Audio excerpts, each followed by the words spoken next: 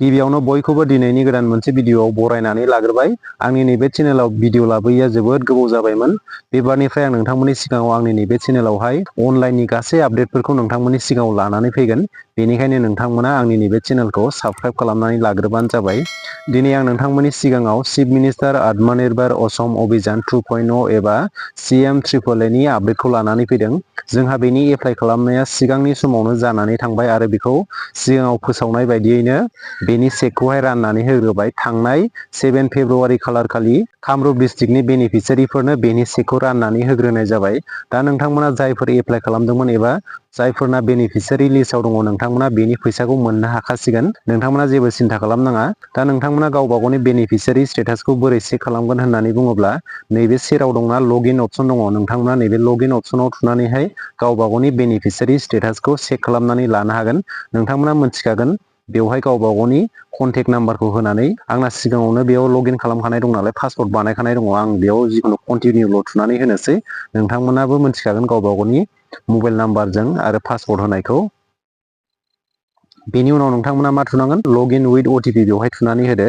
बेवहाय थुनानै नैबाव दंना केपचा कड दङ। केपचा कडखौ थुनानै होदो बेवहाय। बेनि उनाव सेन्ड OTP बेवहाय थुनानै होदो।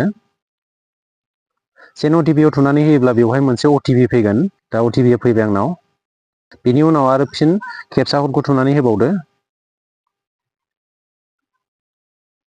बेनि उनाव साबमिट OTP आव थुनानै होदो। नोंथांमोना बेवहाय नुबायना आंनि नामा ओंखारबोदों बेवहाय। दा नोंथांमोननि सिगाङावनो खोन्थानानै होनि आं बे CMAAA खौ एप्लाइ खालामाखै नालाय आंना बेवहाय जेबो स्टेटास ओंखारनाय नङा।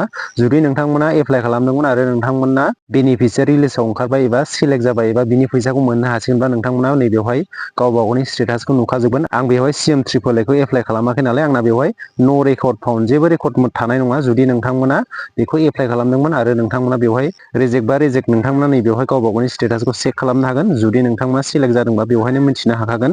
दा आं बेखौ एप्लाइ खालामाखै नालाय आंना बेवहाय जेबो स्टेटास नुनाय नङा आरो। दा सिगाङावनो आसामनि गिबि मन्थ्रि हिमन्त बिश्व शर्मा बिथाङा फोसावनानै होखादोंमोन फेब्रुवारिनि 15 थारिखनि सिगाङावनो बे CMAAA नि फैसाखौ बेनिफिसियारिफोरनो होनाय जागोन होननानै। थिग बेबायदियैनो थांनाय 7 फेब्रुआरि खालार खालि कामरुप डिस्ट्रिक्टनि बेनिफिसियारिफोरनो बेनि चेकखौ राननानै होग्रोनाय जाबाय। बेबायदियैनो गुबुन गुबुन जिल्लाफोराव चेक राननाय हाबाफारि लानायनि गेजेरजों बेनि CMAAA नि फैसाखौ राननानै होनाय जासिगोन। बेबायदिनो नोंथांमोनाबो गावबा गावनि चेकखौ मोननो हागोन। नोंथांमोना खबर लाबाय थाबानो जाबाय एबा गावबा गावनि रेजिस्टार मबाइलावबो मेसेज फैगोन। नोंथांमोना बेखौ चेक खालामब्लानो जाबाय आरो नोंथांमोना बेबायदि स्टेटासखौ चेक खालामनो हागोन।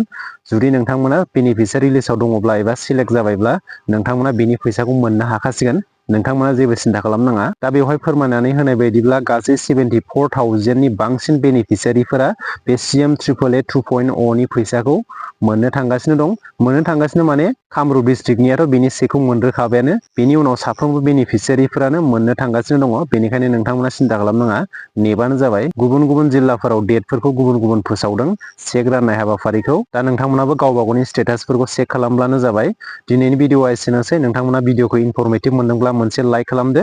बेजों लोगोसेनो आंनि चेनेलाव गोदानब्ला चेनेलखौ साबस्क्राइब खालामनानै लाग्रोदो। नोंथांमोना आंनि चेनेलाव बेबायदिनो अनलाइननि गासै आपडेटफोरखौ मोननो हागोन। लोगो मोनफिनगोन गुबुन मोनसे भिडिअआव। गोजोन्थों।